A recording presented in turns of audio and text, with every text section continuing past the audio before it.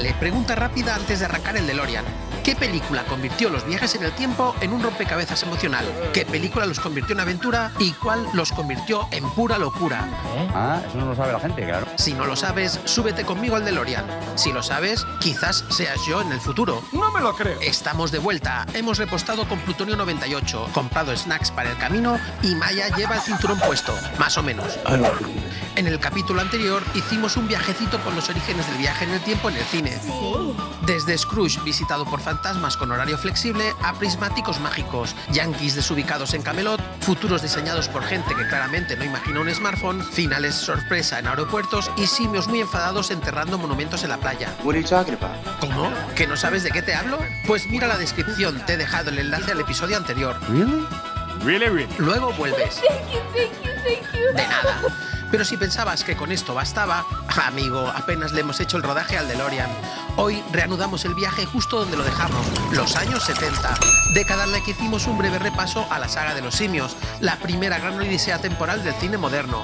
Y ojo, lo de breve no es casual, es que a partir de aquí el género empieza a crecer más rápido que un timeline de Marvel. ¿Es eso cierto? Para que te vayas mentalizando, no, este vídeo no será el último, ni el penúltimo. Me temo que este Expediente V va camino de convertirse en saga. Sí, lo sé, a lo mejor se me está yendo de las manos. ¡Fijo! En esta segunda entrega avanzaremos hasta 1985. Y no te hagas el sorprendido, tú sabes perfectamente por qué paro justo ahí. No. Dejamos fuera la saga clásica de los simios ya tratada, porque los años 80 vienen tan cargados que si no corto a mitad de década, este vídeo duraría hasta el fin de los tiempos. Okay.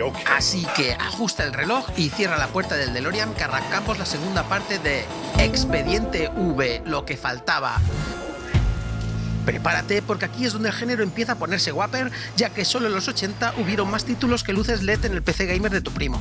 Ah, y un apunte rápido. En el episodio anterior pasé por alto comentar que Viaje al centro del tiempo de 1967 es en realidad un remake muy libre de Los viajeros del tiempo de 1964. Cosa curiosa, porque normalmente el remake es el que tiene más presupuesto. Me di cuenta repasando datos del guión cuando ya había publicado el anterior vídeo. Por otro lado, un usuario muy majo me advirtió que la plaza de Berkeley tuvo un remake llamado Hombre de dos mundos, protagonizado por nada más y nada menos que por Tyrone Power. Así que añadimos estos datos en la carpeta de cosas que me he dejado mencionar y agradeciendo vuestro apoyo e ir completando estos vídeos con vuestra información para que nadie se quede atrás. Así que oye, un viaje al pasado que nos ahorramos, que el plutonio va muy caro. Ahora sí, arrancamos el DeLorean, ponemos el interruptor del condensador de flujo en on y ponemos fecha en 1972, donde aparece Matadero 5, como adaptación de la novela de Kurt Vonnegut, un autor que convirtió la ciencia ficción en una forma muy particular de hablar del trauma, el absurdo y la fragilidad humana. Todos saben que el comunismo se propone esclavizar al mundo. ¿Y quién intenta detenerlos? Los alemanes. Ellos no son sus enemigos, son sus aliados. El comunismo es el enemigo de todos nosotros. Aquí seguimos a Billy Pilgrim, un hombre que un día se despega del tiempo, literalmente. Su vida deja de ser lineal y empieza a saltar sin control. De la Segunda Guerra Mundial a su infancia, de su vejez a su matrimonio, de vuelta al frente y luego en un planeta alienígena donde es exhibido como atracción turística. ¿Dónde está usted? Usted no puede vernos, señor Pilgrim. Vivimos en la cuarta dimensión, pero nosotros sí le vemos. Y aquí hay muchos transformadoreanos importantes para darle la bienvenida. Todo sin aviso, sin reglas, sin nadie explicándole nada.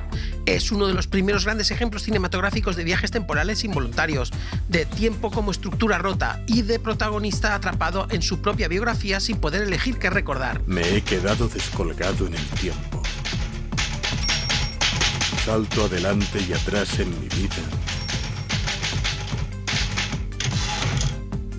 Y no puedo controlar a dónde voy a ir a continuación. Una especie de aleatorio vital décadas antes de que el cine se enamorara de las narrativas fragmentadas. La película combina humor negro, dolor de guerra, surrealismo y ciencia ficción para construir un relato que va más allá del simple viaje temporal. ¿Cómo? No lo sé. Ha tenido un accidente con el coche y se ha envenenado con monóxido de carbono.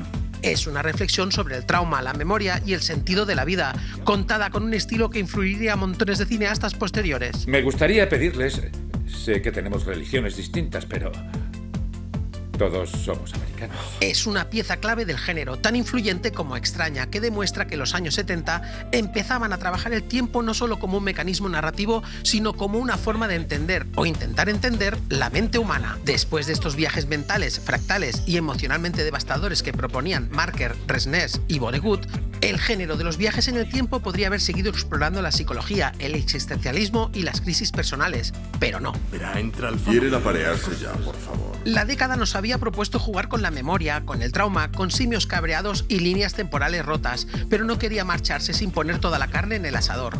Esa época maravillosa en la que cualquier cosa podía pasar, y pasó. Avanzamos a 1979 y el año en cuestión nos deja una propuesta completamente distinta. Una que, sinceramente, parece salida de una noche de brainstorming con demasiada cerveza encima, pero totalmente hipnotizante. Y por extraño que parezca, una propuesta que convence misteriosamente.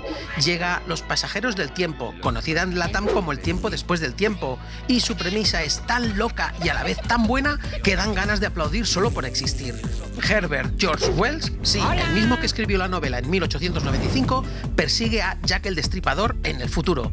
¿No te parece genial? La película arranca en el Londres victoriano, donde Wells, interpretado por Malcolm McDowell con la elegancia de un colega que sospecha que uno de sus amiguetes ha viajado en el tiempo sin permiso, presenta ante su círculo de amistades su flamante máquina del tiempo.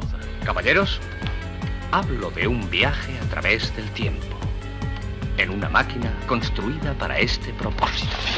Todo bien, toda una sesión entre colegas en plan mira que me he construido en el sótano, hasta que descubren que uno de esos colegas es, oh sorpresa, Jack el Destripador. Al parecer, el Destripador ataca de nuevo.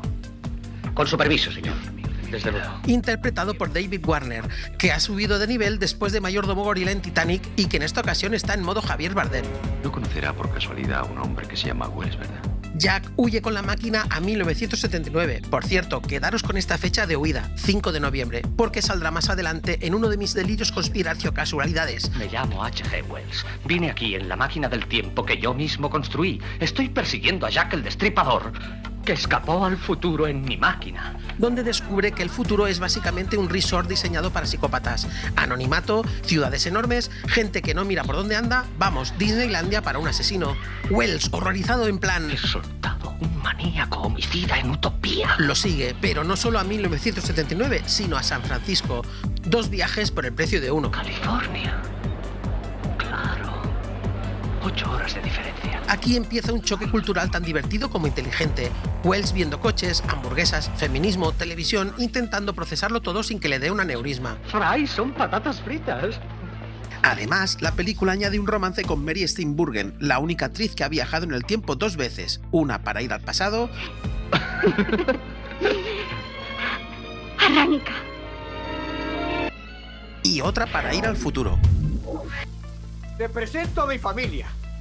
A Clara ya la conoces. Hola, Marty.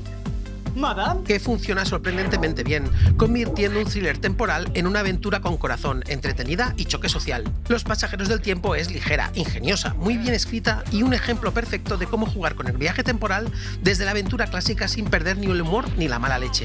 Una pequeña joya que deberías ver al menos una vez en tu vida, la disfrutarás. Un título injustamente poco recordado, pero imprescindible para entender cómo el cine de finales de los 70 estaba empezando a abrazar el género antes de que los 80 lo convirtieran en religión.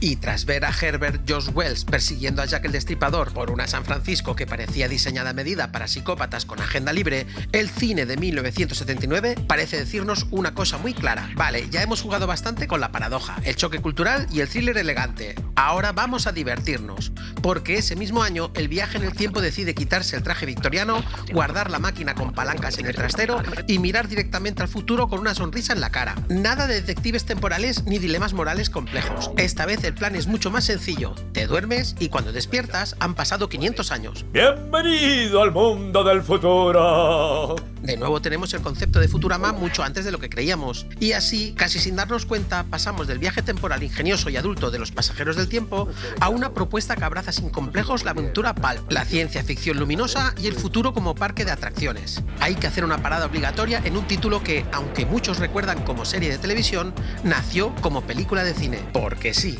Buck Rogers, el aventurero del espacio de 1979, se estrenó primero en salas y solo después se convirtió en serie gracias a que el público respondió mejor de lo esperado. Aquí no hay tormentas misteriosas ni máquinas con palancas victorianas. Hay criogenia, que es la forma elegante de decir te duermes y cuando despiertas todo es raro. Buck Rogers, piloto de la Fuerza Aérea estadounidense, porque en los 70 todo protagonista tenía que ser piloto, sufre un accidente espacial y queda congelado durante 504 años. Usted es el capitán Buck Rogers. Y si los datos obtenidos no se equivocan, ha vuelto a la Tierra 504 años más tarde. Está usted en el siglo 25. Buck, ¿se encuentra mal, Buck? ¿Me ha oído? Creo que sí tomaré ese refresco. Cuando despierta, está en el siglo 25, un futuro lleno de trajes ajustados, pistolas láser y una humanidad que ha sobrevivido más o menos. ¿Y se conserva joven o viejo? Muy joven. No es un viaje temporal consciente ni accidental en el sentido clásico, pero sí un salto brutal hacia el futuro, heredero directo de Cuando el dormido despierte de H.G. Wells y primo lejano del Planeta de los Simios. ¿Cómo es posible? Solo hay una lápida, sin fecha. Solo se enterró a unos cuantos afortunados. Todo pasó muy deprisa. Se enterró a las familias juntas. Como todos los sistemas se destruyeron, las fechas ya no tenían importancia. Por fin ya no había ejércitos ni guerras, solo hambre, contaminación y muerte.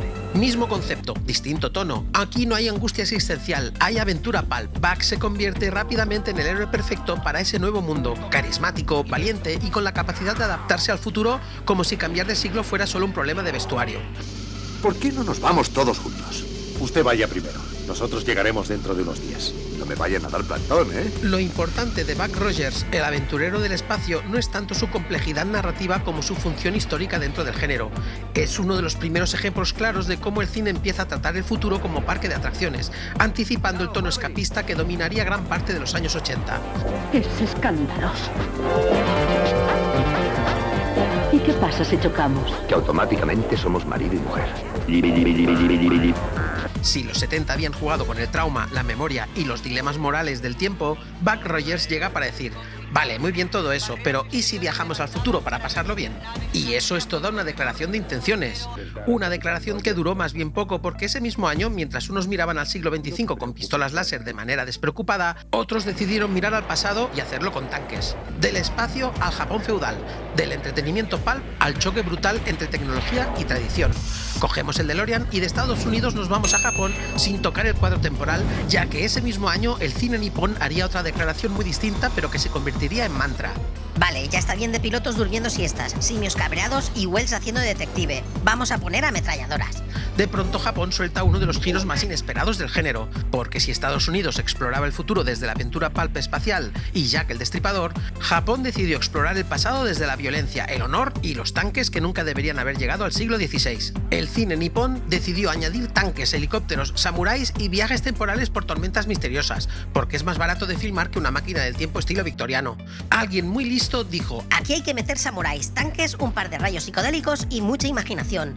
Eclipse en el tiempo se estrena a finales de 1979 y, casualidad o no, el subgénero despierta de nuevo. Eclipse en el tiempo, G.I. Samurai o Time Sleep como se la conoció en el mercado de habla inglesa, es una adaptación de la novela Sengoku Jeitai del escritor japonés Ryo Hanmura, publicada en 1975. Yo leí una vez algo sobre esto en una novela de ciencia ficción. Ya ves que los autores literarios son una fuente inagotable del género en el cine. Pero no creo en este tipo de cosas.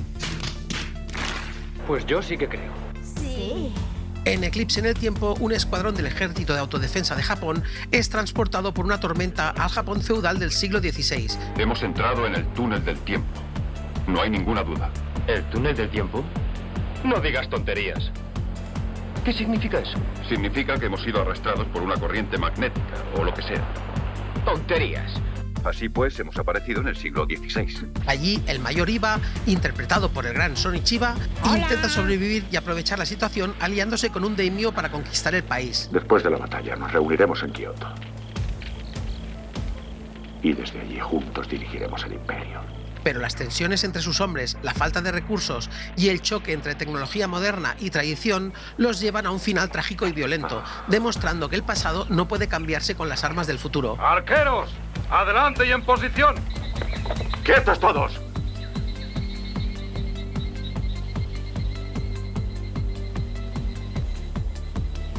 Esto solo nos concierne a Kagetora y a mí. Para mí es la alegoría perfecta de la guerra de Vietnam y que más adelante usarían otros cineastas como James Cameron. Añadida a la lista de imprescindibles por impacto personal en mi infancia. Para muchos será una obra mínima, pero para mí es una grande del género. Toda una referente y digna de elogiar aun siendo bastante desconocida. Volvemos a por el DeLorean, pero solo para avanzar un año y viajamos a Estados Unidos, porque en ese país no pueden estar quietos sin hacer sus adaptaciones, ya que al ver lo bien que quedó Eclipse en el tiempo, se estrena el final de la cuenta atrás, de Don Taylor, que ya había jugado con el tiempo con la tercera entrega de la saga de los simios, y en el que en esta ocasión nos propone cómo el portaaviones nuclear USS Nimitz es atrapado por una tormenta misteriosa y transportado desde 1980 hasta diciembre de 1941, justo antes del ataque a Pearl Harbor. ¿Quiere decir que estas fotografías son de Pearl Harbor, del 6 de diciembre de 1941? Sí, señor. El piloto ha tomado unas fotografías de algo que no ha existido en los últimos 40 años. El capitán Elan, interpretado por el gran Kirk Douglas, y su tripulación deben decidir si usan su poderío moderno para cambiar la historia o mantenerse al margen. Hay fuerzas en el universo que solo ahora estamos empezando a comprender con una base científica, no supersticiosa. Hay agujeros negros en el espacio, antimateria, espacios curvos, cosas tan extrañas como la electricidad para los hombres de la Edad Media o este barco, inmerso en la Segunda Guerra Mundial. Mientras rescatan a supervivientes de la época, salen a relucir los F-14 Tomcat sin Maverick y debaten las consecuencias de intervenir. Si los Estados Unidos de América se encuentran en peligro, nuestro deber es defender la nación. En el pasado, en el presente o en el futuro. Obedecemos órdenes del comandante en jefe de las Fuerzas Armadas de los Estados Unidos. Franklin Delano Roosevelt. La tormenta reaparece, devolviendo al Nimitz a su tiempo sin haber alterado el pasado. Un verdadero tempus interruptus traumático para el espectador. Una historia del viaje temporal militar donde la tecnología del futuro se enfrenta al dilema moral de reescribir la historia. Una versión occidental de Eclipse en el tiempo con demasiadas similitudes de concepto como para ignorar el vínculo. Por cierto, tienes en el canal el combate entre estas dos grandes del género que, por desgracia, siempre quedan en el fondo de la maleta. Y mientras el USS Nimitz regresaba a su época sin haber cambiado el pasado, porque a veces incluso Hollywood sabe dejar las manos quietas, 1980 nos regaló un viaje temporal completamente distinto, menos militar y muchísimo más romántico. Ya sabes, viaja por el tiempo por el amor, no por la guerra. Llega en algún lugar del tiempo, conocida en Latam como Pide al tiempo que vuelva o Deja que el tiempo vuelva. Una de esas películas que si la ves un mal día te dejan emocionalmente doblado como un papel de origami. Aquí seguimos a Richard Collier, interpretado por Christopher Reeve, aún con el brillo de Superman en la mirada, un dramaturgo que se obsesiona con el retrato de una mujer del pasado. En la sala de historia hay una fotografía de una joven, pero no tiene placa. Sí, es Elisa McKenna. Fue una actriz muy famosa en su época. Tanto que decide viajar atrás en el tiempo por pura fuerza de voluntad. Me dije, intentaré hipnotizar mi mente. Sugerirle que no estamos en 1971, sino en 1571. Sin máquinas, sin volar contra la rotación de la Tierra. Me disociaría por completo del presente. Apartaría de mi vista todo aquello que pudiera recordármelo. Solo autogestión y mucha concentración, y con un vestuario de época perfectamente planchado. Una manera mucho más económica de viajar en el tiempo. Richard aparece en 1912, donde conoce a Jane Seymour en modo amor imposible número 1 del siglo XX. Lo que sigue es un romance delicado y trágico, porque cuando viajas al pasado solo con la mente, cualquier pequeño despiste, como llevar una moneda del presente en el bolsillo, puede romper el hechizo y mandarte de vuelta al futuro con la sutileza de un puñetazo emocional. La película es una mezcla muy especial entre romanticismo clásico, ciencia ficción mínima y tragedia temporal. Una heredera directa de La Plaza de Berkeley de 1933, de la que incluso rozan ese final trágico. No hay paradojas locas, solo una historia de amor imposible atravesada por el tiempo mismo. Una parada obligada en cualquier repaso del género que recuerda que viajar en el tiempo no siempre consiste en salvar el mundo, a veces solo intentas enamorarte. Y claro, después de un viaje temporal tan delicado, romántico y trágico, el género podría haberse tomado un descanso, respirar hondo, quizá replantearse su vida sentimental Pero no. 1981 aparece y Reino Unido levanta la mano y dice: ¿y si mandamos a un niño y a 6 enanos ladrones a robar por la historia? Pues claro que sí, guapi. Porque el viaje en el tiempo tiene eso. Un día estás llorando con Christopher Reeve intentando volver a 1912 y al siguiente estás viendo cómo Napoleón se echa una siesta mientras unos ladronzuelos saltan entre épocas con un mapa robado del mismísimo Ser Supremo. ¿Podemos ir a cualquier parte? A cualquier parte, siempre que esté aquí. Así que, sin previo aviso, pasamos del amor imposible al caos absoluto y nos vamos a Reino Unido un año después del despiste con el cambio de Superman con Time Bandits, los héroes del tiempo en España, conocida en Latam como Ladrones del Tiempo o Bandidos del Tiempo, de Terry Gilliam, ya sabes, el Monty Python yankee. ¡Hola! Aquí seguimos a Kevin, un chaval cuyos padres están tan obsesionados con los electrodomésticos que cualquier día adoptan una tostadora. Si fueras un hombre de verdad, habrías salvado la licuadora. Una noche, 6 enanos salen de su armario. Son ex empleados del Ser Supremo que han robado un mapa temporal para hacerse ricos. Kevin no tarda en unirse a ellos. Entre viajar por el tiempo o seguir viendo catálogos de lavadoras, la elección es fácil. El grupo salta por distintas épocas, encontrándose con un Napoleón interpretado por Ian Holm. Alejandro Magno, cuyo imperio se extendía desde la India hasta Hungría, medía 3 centímetros menos que yo. A un Robin Hood por John Cleese. Creo que no lo he entendido. Todo esto es nuestro.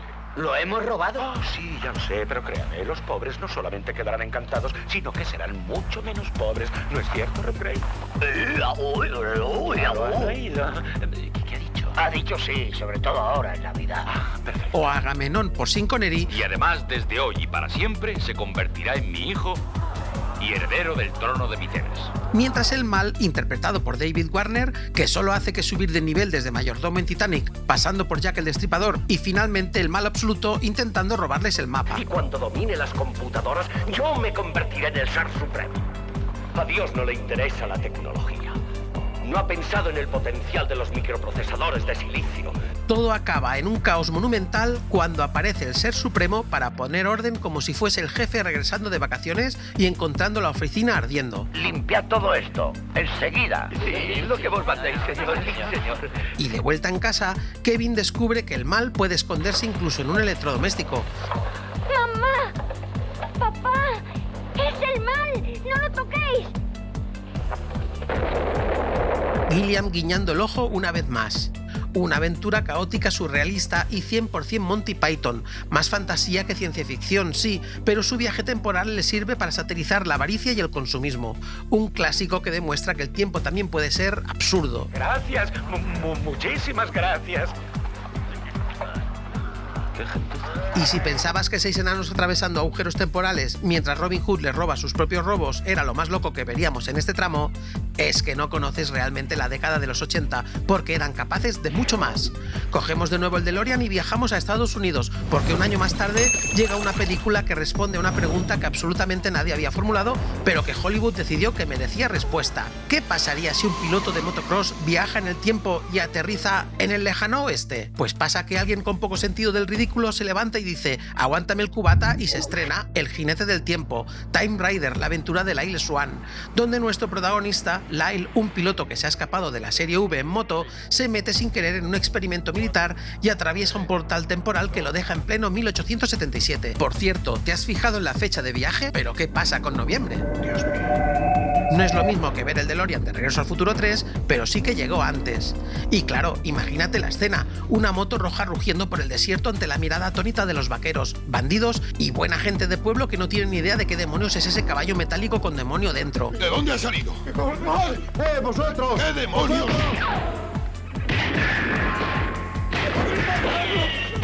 Algunos creen que es el diablo, otros creen que es un milagro, otros solo quieren robar la moto porque, hombre, ¿a quién no le gustaría tener una moto en el viejo oeste? Yo quiero esa máquina. Entre persecuciones, romances complicados y una paradoja familiar que haría sudar incluso a Doc... Perteneció por lo menos a mi tatarabuelo. Se lo quitó mi tatarabuela. Hizo bien. Como recuerdo de una noche increíble que pasaron juntos. Él se fue a Los Ángeles y ella fue después en su busca.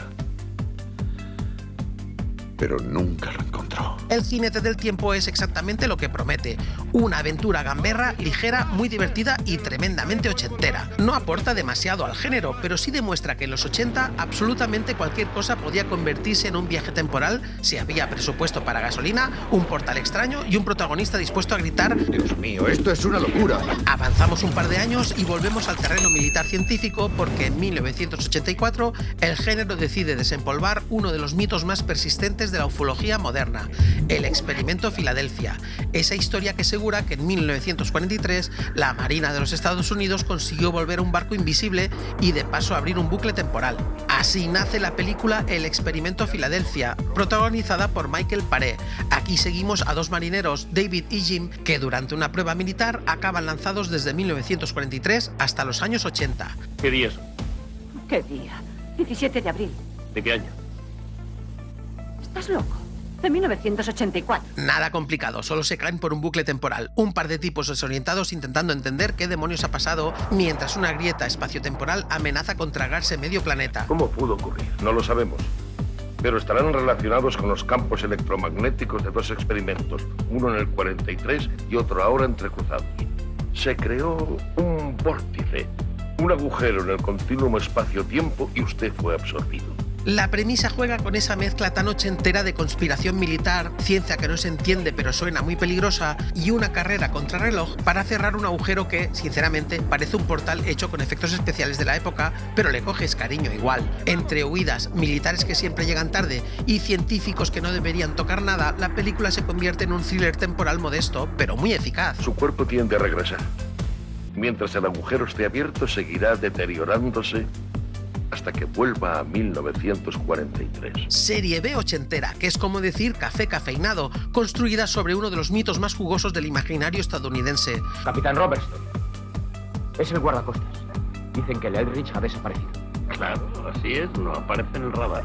No, señor, se ha esfumado. Su mezcla de acción, romance y descontrol temporal la convierte en un pequeño clásico de videoclub, uno de esos títulos que mantienen vivo el género entre obras mayores. Y por cierto, antes de seguir avanzando, un apunte rápido para los completistas del género. El experimento Filadelfia tuvo una secuela en 1993, Experimento Filadelfia 2, mucho más modesta, mucho más noventera y con bastantes menos recursos. Pero ahí está, continuando la historia y demostrando que, si hay un portal temporal peligroso, alguien intentará usarlo otra vez. Y si el experimento Filadelfia mantenía vivo el género entre conspiraciones, portales inestables y marineros desorientados, en ese mismo año, 1984, llega una película que no solo sacude el tablero de juego, lo incendia, lo pisa y luego viaja al pasado para volver a incendiarlo. Esta vez no hace falta coger el DeLorean porque seguimos en Estados Unidos y en 1984, donde un joven James Cameron decide que los viajes en el tiempo ya no van de tormentas misteriosas ni experimentos fallidos, sino de máquinas asesinas, inteligencias artificiales con problemas de autoestima y futuros posapocalípticos. Terminator, conocida en LATAM como El Exterminador, inicia una de las sagas de ciencia ficción tan queridas como desgraciada, donde Cameron coge un yankee en la corte del rey Arturo y le quita el humor satírico y social y lo sustituye por algo mucho mejor. Slasher mezclado con acción blockbuster aderezado con estética cyberpunk. Todo un acierto, se mire por donde se mire. La serie 600 tenía la piel de goma. Los veíamos enseguida. Pero estos son nuevos, parecen humanos. Sudan, tienen mal aliento, todo. Son difíciles de identificar. Cameron nos regaló el inicio de una de las sagas más icónicas del cine de acción y ciencia ficción. Aquí el planteamiento es claro y directo como un puñetazo metálico. En el futuro, las máquinas dominan el mundo, los humanos se rebelan y la inteligencia artificial llamada Skynet decide enviar al pasado a un robot imparable. ¿Ven lo sencillo que es? No se requiere ninguna prueba. Las ilusiones paranoicas son complicadas, pero esta es brillante. Arnold Schwarzenegger en modo bloque de cemento con ojos rojos. Jódete, imbécil. Para matar a Sarah Connor antes de que dé a luz al líder de la resistencia. Los humanos responden mandando a Kyle Reese, un soldado que viaja desnudo, confundido y sin equipaje de mano porque en el futuro lo cobran. Se va desnudo. A través del campo que genera un organismo vivo, nada muerto puede viajar. ¿Por qué? Yo no construí ese trasto. Cameron mezcla ciencia ficción, terror, acción y un impecable uso del viaje temporal como detonante narrativo. Nada de túneles luminosos ni tecnicismos. Aquí el tiempo se rompe para cambiar el destino de la humanidad. Punto. En medio de persecuciones implacables, policías que no entienden nada y un asesino que no necesita actualizarse a Windows 11 porque usa Linux, la película crea algunas de las imágenes más icónicas del género. volveré. Y lo hace con un presupuesto mínimo, mucha creatividad y toneladas de sudor ochentero. Terminator no es solo un clásico, es la obra que redefine el viaje temporal como herramienta de supervivencia y destino. Brutal, directa, inteligente y tensa. De esas películas que no envejecen, aunque su protagonista esté hecho precisamente para no envejecer. A partir de aquí el género ya no volvería a ser el mismo. Le siguieron diversas secuelas que se comentarán a futuro, pero para mí la saga solo hace que bajar cada vez más. Sí, incluso su segunda parte. Y que Dios me fulmine si lo que digo no es cierto. Ala, ya lo he dicho. Deberás esperar a presentar mis argumentos para defender mi postura, pero si no quieres esperar, ahí tienes la caja de comentarios. Sí, justo debajo de la descripción del vídeo. Tras el impacto metálico y apocalíptico de Terminator, el género podía haber seguido por la vía dura, la del destino inevitable y los futuros arrasados, pero no. 1985 decide abrir una puerta totalmente distinta, la del humor, el encanto ochentero y los viajes temporales como una montaña rusa divertida en la que si te despistas puedes impedir tu propio nacimiento. Robert Zemeckis y Bob Gale paran el tiempo un momento y se ponen a parir la película de los viajes en el tiempo. En el guión lo tengo en mayúsculas y no lo puedes ver, pero te lo pongo en pantalla. La película de los viajes en el tiempo. Bueno, más que la película, la saga, pero vamos por partes. Regreso al futuro, conocida en LATAM como Volver al Futuro, supone el verdadero punto de inflexión para popularizar el género. Solo te lo cuento para seguir con la estructura del vídeo porque estoy seguro de que te lo sabes de memoria. No. Aquí seguimos a Marty McFly, un adolescente que toca la guitarra como si fuera su terapia personal y que tiene la mala costumbre de llegar tarde a todo. Un momento, Doc. ¿Me estás diciendo que son las 8:25? Sí. ¡Maldita sea! ¡Llego tarde al colegio! Menos al acontecimiento que cambiará su vida. Su amigo, el excéntrico Doc Brown, ha convertido un DeLorean en una máquina del tiempo. ¿Me estás diciendo que has construido una máquina del tiempo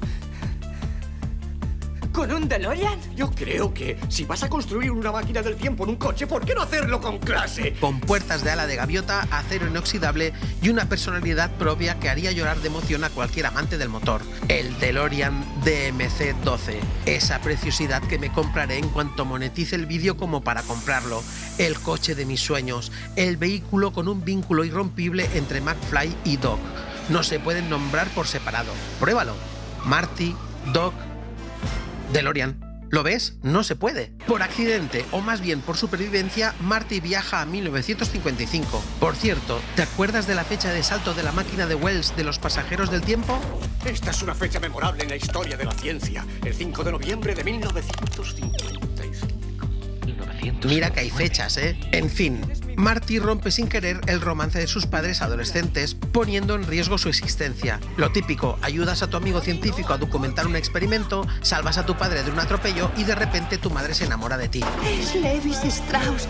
Oh, Dios mío, es un sueño. Y mientras el reloj avanza hacia el gran intento de regresar a 1985, Marty debe juntar a sus padres, esquivar a Biff Tannen y rezar para que Doc logre domar un rayo. Zemeckis, Gale y Spielberg, sí, fue producida por el mago de Hollywood, construyen una aventura perfecta. Humor, ritmo, personajes memorables y un uso del viaje temporal tan claro como ingenioso. Esta es, sin lugar a dudas, la reina de las propuestas dentro del género de viajes en el tiempo. Es el primer título que debe aparecer en tu mente, seguida de su banda sonora, visionando ese DMC-12 chispeando rayos en su morro si tienes cierta cultura cinematográfica cuando se nombran las palabras viaje en el tiempo. Es tal su calidad que le siguieron 2 secuelas que cerrarían una trilogía mítica en la ciencia ficción y de las que hablaremos en el siguiente episodio. Toda una institución dentro de la cultura pop con cómics, videojuegos, música, una obra maestra del entretenimiento, divertida, carismática y estructurada con una precisión matemática. Ahora deja que te enseñe mi plan para enviarte a casa.